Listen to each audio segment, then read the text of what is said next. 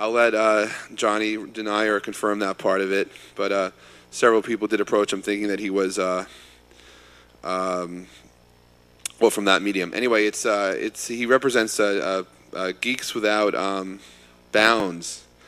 We're not going to deal with boundaries or borders, but he's a very creative individual, and he's trying to make a difference, and he does. And I'd like to, without further ado, welcome Johnny Diggz from Trupo and Willow, who are going to be talking actually about Geeks Without Bounds. Give it on up. And come on, he is from Chat Roulette, right? You are from Chat Roulette? I will neither confirm or deny that I may or may not be anyone who has ever used Chat Roulette and play piano at the same time. My name is Johnny Diggz. I am the Chief Technology Evangelist for Tropo. Tropo has been sponsoring our tour and been tremendous support from them. If you've never checked out tropo.com, they do amazing stuff with that allows developers to write applications for Twitter and SMS and a lot of other things. So check them out. But the reason I'm here today started. Sorry, let me introduce. This is Willow Blue. She is the director of Jigsaw Renaissance. Our Twitter handles are up there, Johnny Diggz, Willow Blue. The third one up there is actually the gentleman, James Carlson, who helped build this presentation for us using Prezi. And if you go to the Gwaborg Twitter right now, you can follow along with the Prezi, especially for those who are not in the room right now. Back in 2005, Hurricane Katrina hit New Orleans, and I, as well as a lot of other people, were watching. And there was a group of geeks inside a data center in downtown New Orleans. Zippo was the name of the company. They were just there to keep their servers up and running. They had customers, and so they had some diesel generators, and were keeping things running. And when it became apparent that things were not working well in New Orleans after the hurricane came through, they became a sort of a point of presence for people to look at, to help. They started directing people and resources faster than any of the responders could get there, even the local and the federal ones, which came much later. And I took note of this. I was following their blog. They had a live journal blog, and at its peak, it was getting 3,000 hits an hour. Over time, I watched this same type of geeky response happen during the tsunami in the Indian Ocean, during the earthquake in Haiti and Chile, and even most recently with the floods in Pakistan. And a pattern began to emerge, and I thought perhaps we as geeks could use our powers for good. And so at the 140 Characters Conference in San Francisco back in August, Jeff let me get on the stage, and I played a few songs, and I talked about an idea that I had I call Geeks Without Bounds. And the idea is that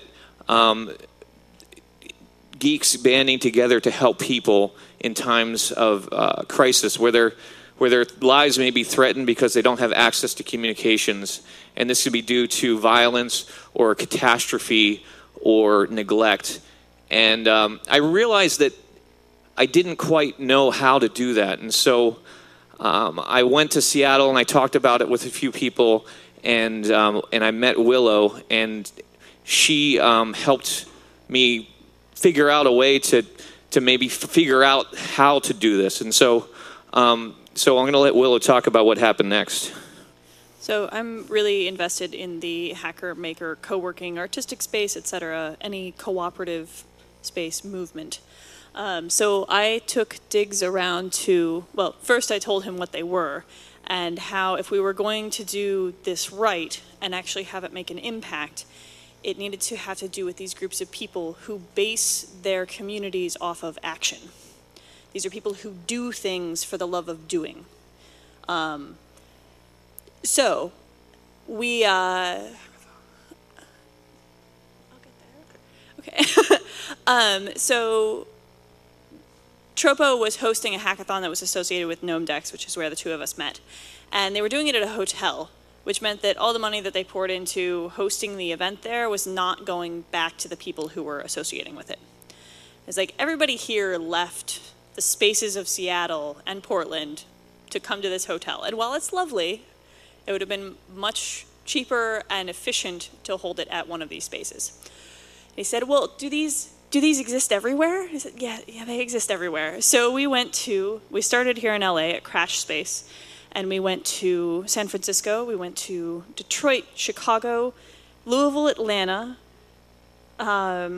New York, DC, Boston. We skipped Buffalo because it's way out there. And then we also did Portland and Seattle. And this is just a handful of the spaces that exist. All in the last 4 weeks. Yeah, it's been exciting.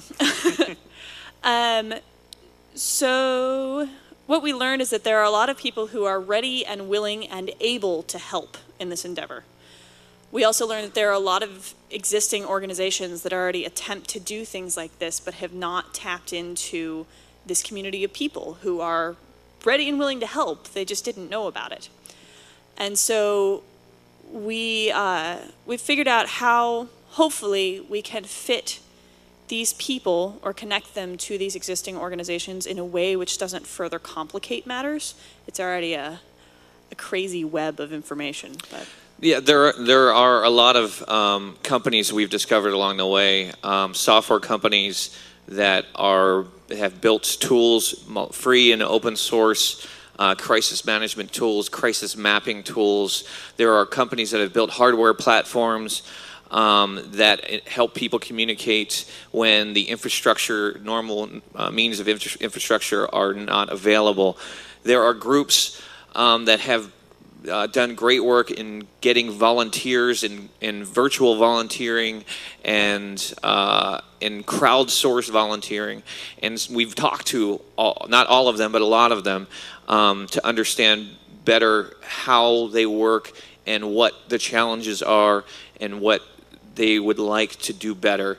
And so the reason that we're here today is two things. One, we're hosting a hackathon this Saturday, and all of the groups that we have visited across the country, we've challenged them to join us, and we're asking you to reach out to your networks and challenge them to join us as well. You can sign up for free. We have a couple sponsors. We have 3 sponsorship spaces left if anyone would like to sponsor a prize. And we're challenging developers to help enhance these free and open source tools and make them better. We're also asking you to, there's a lot of criticism about the Twitter community and that it is filled with just self-serving marketers and people who are not interested in anything other than selling products. And I know from attending Jeff's conferences and others, and you know because you're here that you can use social media for good. And so I'm asking all of you to open up to your networks and help build a clear communication path from the first responders on the ground directly to the people who can help. And when I say directly to the people who can help, they're in between.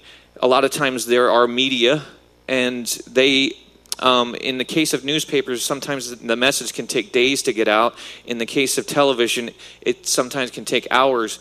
But we all know that a tweet can go around the world in a matter of minutes.